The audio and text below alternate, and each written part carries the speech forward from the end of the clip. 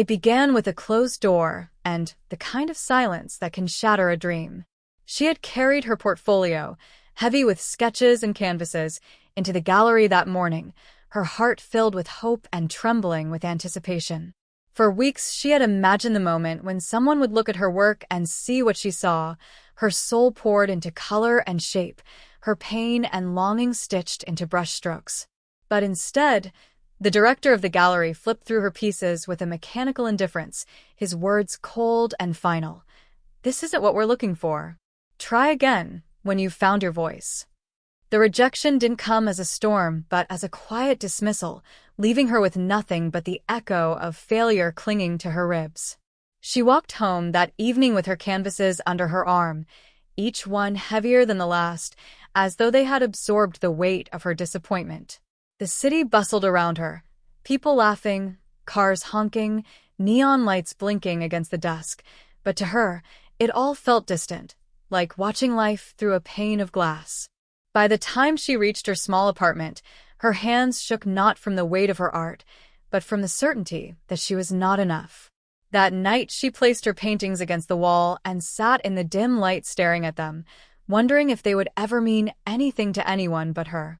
Days passed like this, gray and hollow. The world outside moved forward, but she remained stuck in the memory of rejection, replaying it until it became a rhythm inside her head. Yet, in the quiet hours of night, when sleep refused to come, she found herself reaching for her brushes again. It wasn't hope that drove her, not anymore, but pain, a raw need to spill out what she couldn't carry inside.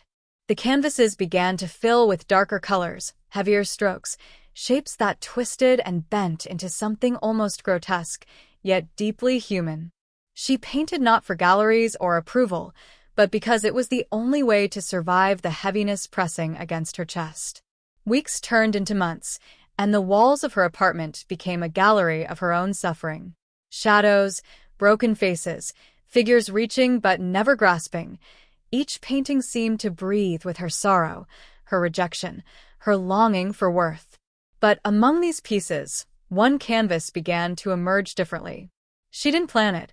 It happened slowly, layers upon layers of midnight blues and violent reds softening into something unexpected. The brush moved as though it carried both her rage and her release, weaving pain into beauty. She worked on it tirelessly, as if guided by a force larger than herself, until one morning she stood back and realized she had created something she could not explain. It wasn't simply a painting. It was a confession, a cry, and a hymn all at once. It was her masterpiece. When she finally allowed herself to show it, it was not in a gallery but at a small community exhibition, a place where no one expected grandeur but welcomed sincerity. She set the canvas on its stand and stepped back, her heart racing with the same fear she had felt that day in the gallery, but this time different too. Because now, whether anyone saw it or not, she knew it mattered. People gathered, at first with the casual curiosity of strangers, but soon their expressions changed. Silence filled the room. Not the silence of rejection, but of reverence. Some stood frozen, some leaned closer as if searching for themselves within the layers, and one woman quietly wiped tears from her eyes. Word spread from that night. The painting was not merely admired, it was felt. It was written about, spoken of, and eventually sought after by those who had never even met her. But for her, the redemption did not come from the sudden recognition or the offers from galleries that had once dismissed her. It came from the understanding that rejection had not ended her story, it had rewritten it. Without it, she would not have been forced into that solitude where her truest art was born. Years later, when her name became known in circles she once only dreamed of, she often looked back on that moment of rejection. It still hurt, but now it was a scar she carried with pride. For it was that wound, that silence, that dismissal, which had pushed her to dig deeper than she thought she could. From rejection came pain, from pain came creation, and from creation came redemption. And on the canvas of her life, that was the masterpiece that mattered most. There were nights when she nearly gave up altogether. She would sit on the floor of her apartment, the smell of turpentine sharp in the air, staring at half-finished canvases with tears burning behind her eyes. The thought of throwing them away often tempted her, tearing the canvas, smashing the frames, erasing every trace of her attempts to matter. But every time she reached the edge of surrender, some small, stubborn spark pulled her back to the brush. It wasn't hope, not exactly, it was survival. The act of painting became less about chasing approval and more about speaking to herself, telling the truth no one else could hear. Her friends, the few who remained, didn't always understand. They told her gently to move on, to find steadier work, to let go of a dream that seemed determined to break her. She nodded, but inside she knew she couldn't stop. The rejection had cut deep, but it had also freed her from illusions. If she was to create, it wouldn't be for galleries or critics. It would be because something inside her demanded to be seen, even if only by her own eyes. The masterpiece she eventually created didn't arrive in one sweeping burst of inspiration. It was built in fragments, long nights of frustration, mornings where she painted over everything from the night before, afternoons of staring blankly at a single brushstroke wondering if it meant anything at all. But slowly, piece by piece, the image grew. A figure emerged at the center, fragile yet unbroken, draped in shadows but illuminated by a light that seemed to come from within. Around it swirled chaos, splashes of red and black, jagged shapes like shards of glass, but at the heart was resilience, undeniable and alive. When she finally stepped back, months after beginning it, she realized she had painted not just her pain, but her rebirth. The rejection was there, hidden in the darkness, but it was no longer the whole story. The light she had painted was hers, and it was stronger than the shadows. The small exhibition where she revealed the piece changed everything. For the first time, strangers approached her not with indifference, but with trembling voices. One man told her he had lost his brother and had never found a way to explain the grief until he saw her painting. A young woman whispered that the figure in the center looked like the person she wanted to become after leaving an abusive relationship. The painting spoke to people in ways she had never imagined, and she realized that what she created in her solitude had touched a truth that belonged to everyone. Soon, galleries that once ignored her came calling, but she no longer painted for them. She accepted the offers, yes.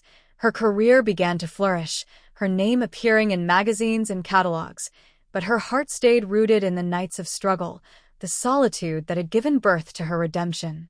Whenever she felt the temptation of vanity or recognition, she remembered the silence of her apartment, the walls covered in paintings no one else had seen, and the brush trembling in her hand as she fought her way back to herself.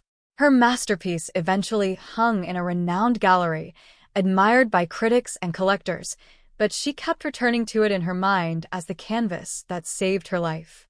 To her, it wasn't just paint and color, it was a map of survival, proof that rejection was not an ending but a doorway.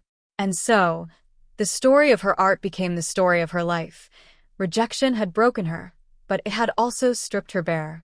Pain had hollowed her out, but in that hollow space, she discovered a depth she never knew she possessed.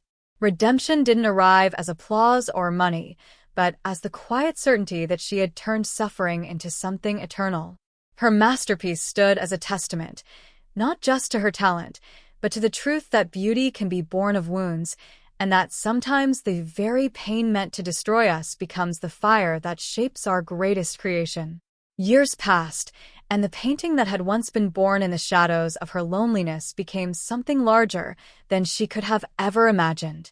It traveled across cities and countries, hung in galleries she had once only read about in books, and stood before crowds that whispered in awe. But though her masterpiece drew recognition and praise, she never forgot the small apartment where she had first painted in silence, each stroke a battle against despair. In quiet moments, when the world celebrated her as a success, she would sit in her studio and remember the trembling of her hand when she first faced that blank canvas after rejection. She remembered the nights she almost gave up, the voices telling her to move on, and the crushing certainty that her art would never matter. Those memories no longer stung, they had become part of the story. Without them, There would be no masterpiece, no redemption. As her career grew, young artists began to seek her out. They came with portfolios under their arms, faces full of fear and hope, voices wavering as they asked how to survive the cruelty of rejection.